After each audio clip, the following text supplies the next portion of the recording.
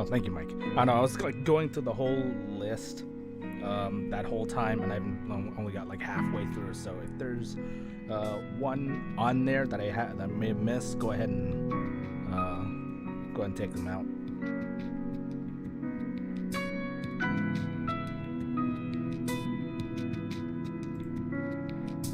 I think the list on tech helps like 30 pages long now. Anyways, am I coming through okay?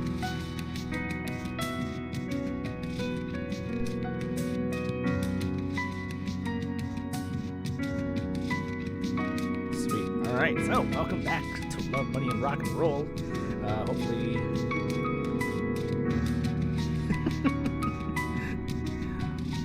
you guys haven't missed it this much, but yeah, I think I'm good to go. I do not remember where I am. I didn't watch my last session to recap, but I think I've got my water, got my coffee, or whatever's left of it. I've got a soda, just to stay hydrated. We're just gonna continue where we left off.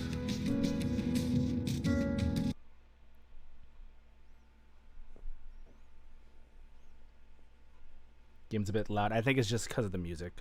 But I could lower it. It's at 2 right now on my... Well, we'll see where it goes. It's kind of quiet right now.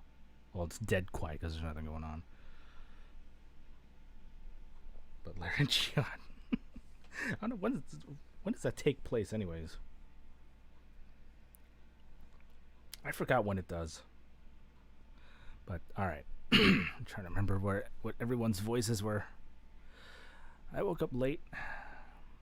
It was already past noon. Use the spacebar for this. The house is quiet. Too quiet, really. I'd missed school again. Oh well, hell with it. After all, my life was on the line now. Was I being overly dramatic?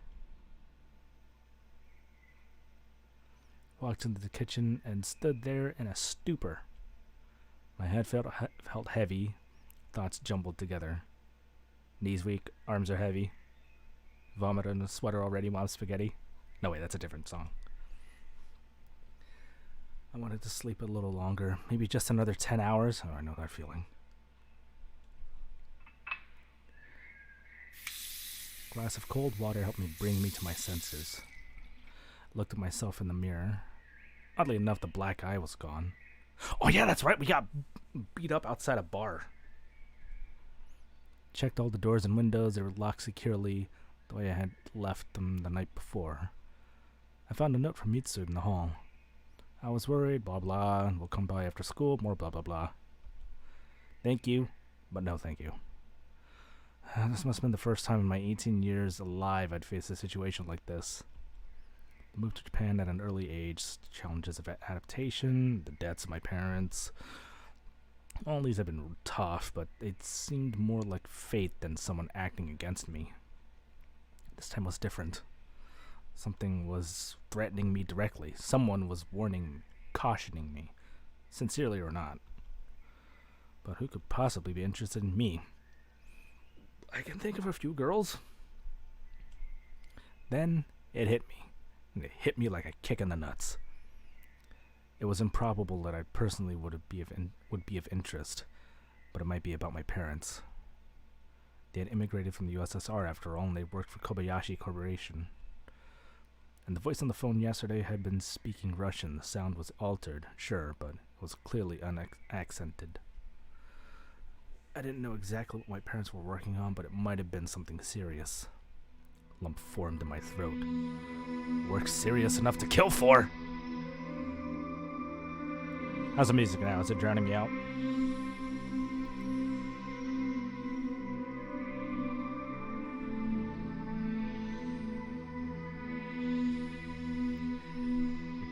Not really? Okay. The most frustrating thing was that I knew nothing about it. Except that who was going to believe me. I had to act fast. Oh, we actually get this... we? No, we did. We've seen... like silhouettes and stuff. I pulled up my dad's old address book and scanned through for the numbers of his co-workers.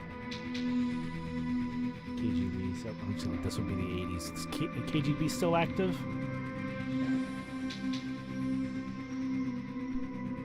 This is 1987.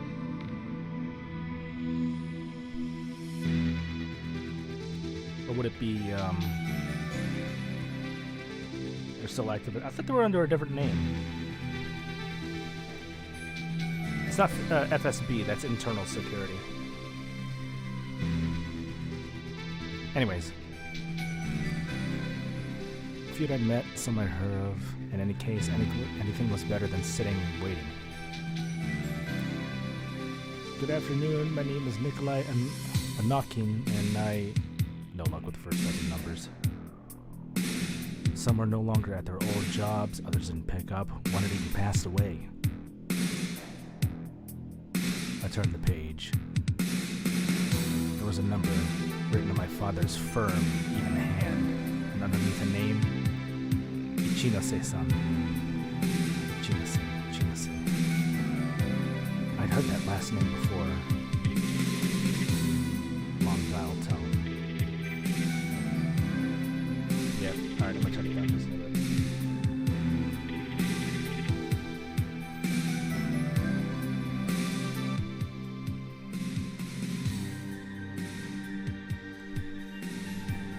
Alright, how's that?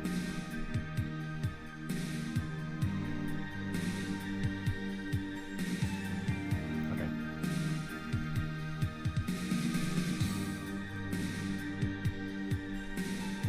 1, 2. After 10, I was about to hang up when a familiar elderly voice said on the other end, "Hello?" At that point, I remembered. Ichinose-san used to visit frequently when I was younger.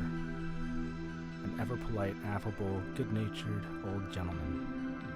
He used to bring me candy and ask me about my school and my hobbies. And then he and Dad would sit together in the garden for long stretches of time, and with an air of importance, do a lot of smoking and talking.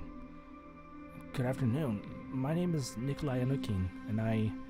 Oh, Nikolai, he interrupted. Long time no see. How are things? Fine? I gave a stock answer. Was I supposed to dump everything on him everything at once on him? Everything that had happened to me in the last few days? I'm sorry about your parents. The voice in the receiver turned somber. I vaguely recalled seeing Ichinose-san at the funeral. Thank you. Actually, that's why I'm calling. I mean, well, not literally, of course. For a moment, I remained silent. Sorry, I'm a bit nervous. Could you please tell me about my father's work? I know he worked as an engineer, but what exactly did he work on? Has something happened? Why the sudden interest?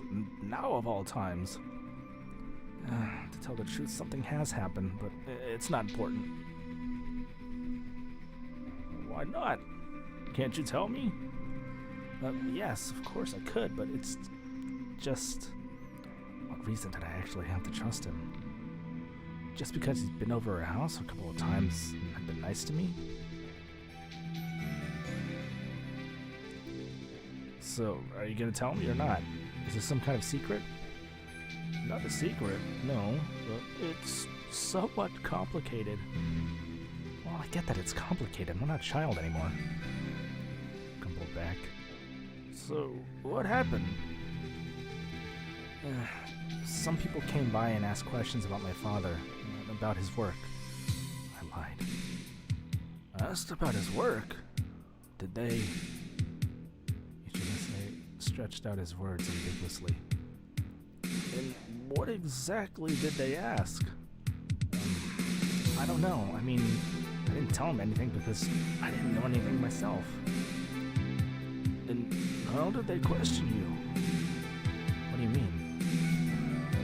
Well, what was the tone? Now it's absolutely certain Ichinose knew far more than he was letting on. What's more, Ichinose seemed apprehensive. Should I be worried? That's for you to know, replied coolly. If I knew anything, I wouldn't be calling you, right? Nikolai, you shouldn't drag yourself into this. Why? Do you know something? tell me. This concerns me too, you know. No, this does not, in fact, concern you. And if you lay low, everything will be alright. The plot thickens. But that's all I'm going to say.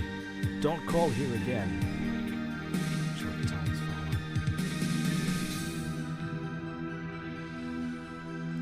Everything will be alright. Yeah, right. On the other hand, I could at least thank him for indirectly confirming my suspicions. This is indeed about my father. I collected my thoughts and tried to remember everything my father ever told me about his job. Engineer. What do engineers do? What's the phrase? What's the quote? They fix practical problems.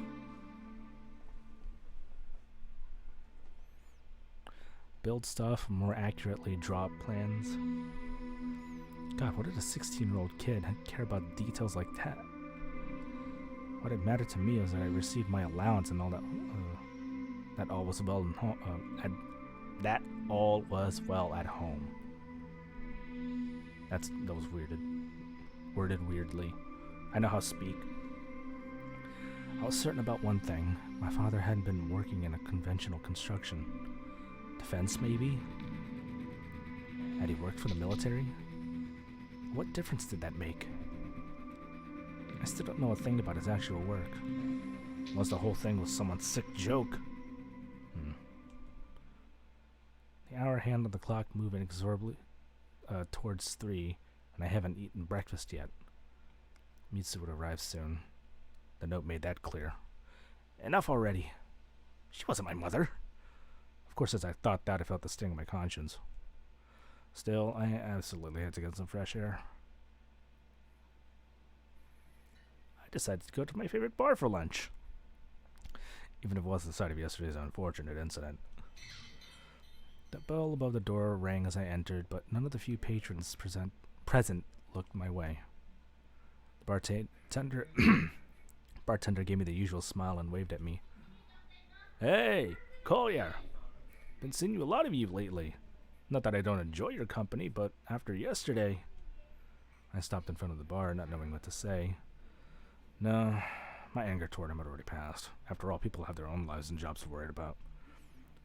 Will it be the usual? No, I'd come for lunch. Got it. What would you like? Don't know. Give me a steak, I guess. Damn! The bars give steak? First I've heard of it. It shall be done. Was it like a minute steak or something? Bartender managed to imitate the Japanese way of addressing guests to near perfection, but he twisted it his own peculiar way, so he ended up sounding more like an overly hospitable host of a medieval tavern. Steakums. Damn it, now I want a cheesesteak sandwich. Something quick. Alright, never mind. I sat down at a table and sank into thought.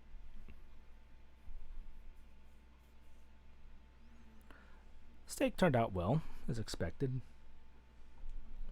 The food here was as good as the beer.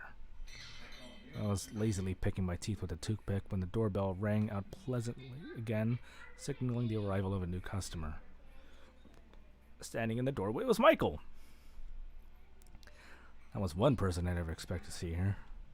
Though, why not? He noticed me, came to sit at my table. A split second later, the bartender appeared beside us and placed a menu in front of Michael. Friend of yours, Nicola? Yeah. Oh, he asked in Russian. I don't know Russian. Hideously drawing out my name in a French manner. Something like that, yes. A classmate. I replied in Japanese. What does the sir desire? I couldn't decide whether I was more irritated or amused by his performance. Just coffee. Right away. Chimed the bartender before taking off. Is school over? It is. And you didn't show up. Yeah. Let's just say I had some business to take care of. I had known Michael for 2.5 years. He was from the States, and his parents have also been working in Japan for a while. We were never particularly close, but his seriousness and strange maturity commanded a certain respect. You could say he was the perfect opposite of Kyosuke. I take it you don't want to go into detail? Not particularly. Some guys at school have been bragging that they beat up someone yesterday. And? I snarled back, irritated. It was hard to tell whether Michael was hinting at me or just sharing gossip. You haven't heard anything about that? No. I see. He kept sipping his coffee, gazing somewhere past me. As uncommunicative as I could be at times, Michael was something else. Was he really comfortable now? So, what's going on at school? The usual? And how's Catherine? The question slipped off my tongue of its own accord. I hadn't even thought about her until that moment. Michael set his cup down and stared at me intently. I don't know. We're not acquainted, remember? Oh, right. Back then we were in different classes. He kept looking at me strangely. What? Was there something between the two of you? You probably heard everything from Kyosuke. But I'm asking you right now. Okay, yes, there used to be something, but that was a long time ago. And now? Now, there's nothing. I see. Are you curious because you're from the same country? I'm just wondering. Why did she enroll at this particular school? I don't know. You have to ask her. By now I've sick of this question, even if I usually was the one posing it to myself. Have you thought that maybe there's a reason behind it? What difference does it make what I have or haven't thought? You don't know Catherine. They can just wasted it on her. Sorry, I didn't mean to upset you. It's nothing to do with you. I just got more important stuff in my mind. Kept his voice so calm and level the entire time that it was beginning to annoy me. If he didn't actually care, why ask so many questions? Anyway, this isn't the most pleasant of subjects. Sorry. I didn't realize the two of you still... He coughed pointedly. That was an unpleasant topic for you. But you could have guessed. Imagine that. Felt like tossing them bills on the table and walking out. But I had few friends as it was, and this kind of behavior was pretty typical of Michael. Did anyone ask about me at school? Not that I heard. See? I see. How are you doing anyway? Not too bad. Except I have no free time at all. Preparing for college admission. I dropped the words. Where do you want to go? Back to the States, most likely. What, tired of this place? I smirked. It's just that higher education is better there. Actually, this would be the 80s, so it probably wouldn't be as expensive as it is now. Shame. Michael calmly responded.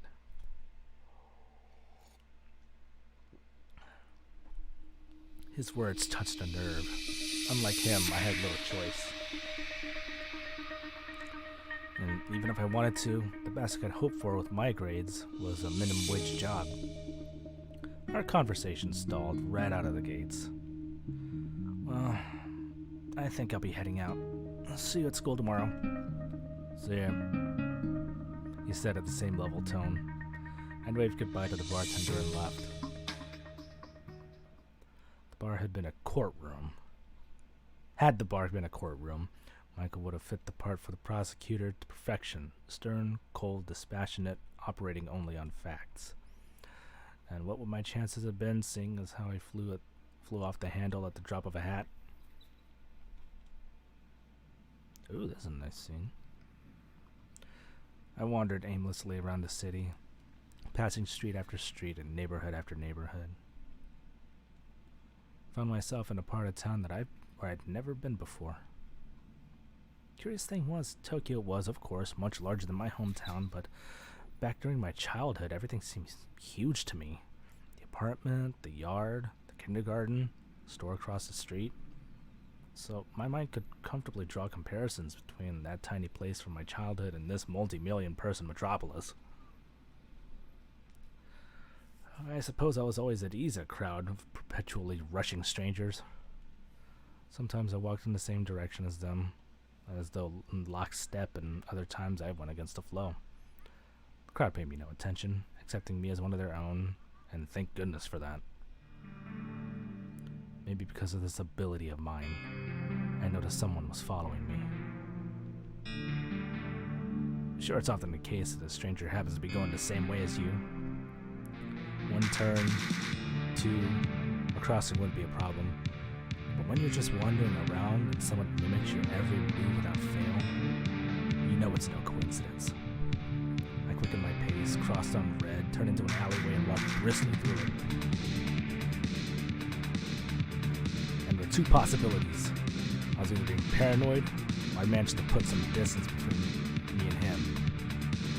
I pretended to be checking out a TV behind the window of an electronics store.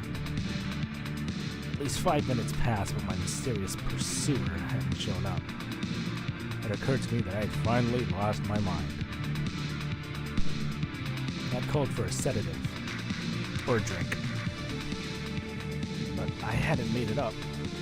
I was sure that someone had been following me. Who and why? That was another question. Maybe I relaxed too early. Was it worth checking again?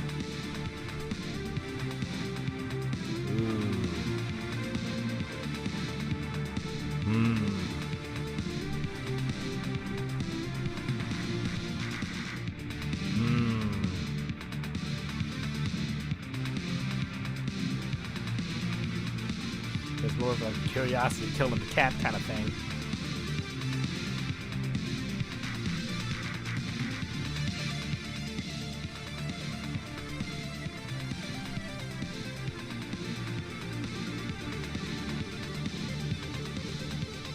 I'm gonna risk it.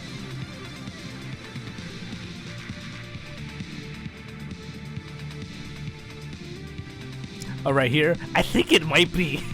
It looks like it.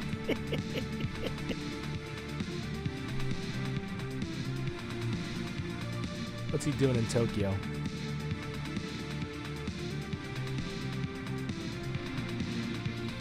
Anyway, it couldn't hurt to try.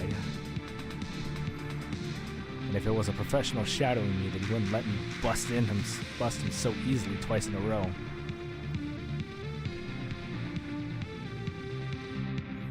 Went into a clothing store and as quickly as I could, brought a brightly colored windbreaker and cap, after confirming no one was watching me from the street. If you want to hide something, hide it in plain sight. The idea worked in crowds as well. I darted into one of the numerous streets, threw on a jacket and a hat, tucked in a shopping bag behind a pipe, and ran to the next street. Stopped around the corner next to a newsstand, drew the cap low over my face and glanced around me. Yeah, that's not conspicuous at all. Sure enough, long before the long now familiar figure appeared in the distance. It made sense. He'd gone down a parallel street instead of following right behind me. Made a half turn, hunched my shoulders, and crouched slightly as to appear even shorter. My pursuer was looking around frantically, having clearly lost sight of me. Yet he passed right by the newsstand without paying attention to the guy in the flashy windbreaker. I followed him. Who is this? The man was middle-aged, dressed in an unseasonably warm trench coat, dark pants, and black shoes. Looked like a typical office worker. He stopped at an intersection, looked around and sighed loudly. I was just 2 meters behind him. Lost someone? I finally ventured. Huh? He turned sharply and gave me a bewildered stare. No. Everything's alright. Just as quickly, the stranger's expression went blank, and I prepared to leave. Why were you following me? following you? I wasn't following anyone. He regained his composure in the blink of an eye. I was supposed to meet someone here. It looks like they aren't going to show up. That's someone. Is it me? Young man. He looked at me up and down, continued coldly. This is the first time I've ever seen you. Then why follow someone you've never met? I have to go. I didn't try to stop him. That would have been something else. But damn it, things were going from bad to worse. First the notes, then the calls, and mysteries of my family's past, and now someone's trailing me? The one thing that brought relief was that I was still alive. A nervous laugh escaped my lips. Some schoolgirls nearby exchanged anxious whispers. Enough. It was time to put an end to this. I'd call my grandparents the very next day.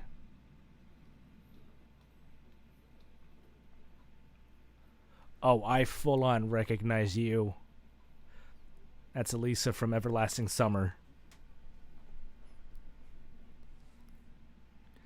It was already dark when I found myself in front of a music club I'd occasionally visit to see younger, local underground bands.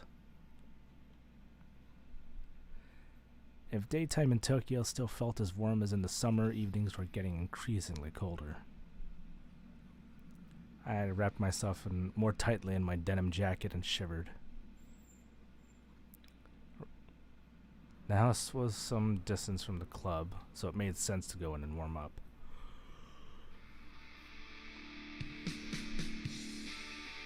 Inside the club was pretty crowded. Cigarette smoke hung heavy, and the air was saturated with spicy aromas of beer, sake, whiskey, and plus God knows what else.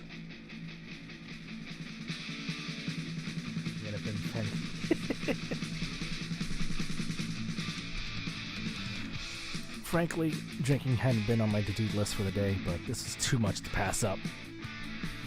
I got a beer from the bar, squeezed myself closer to the stage. First band was playing some basic heavy metal. Japanese bands that played this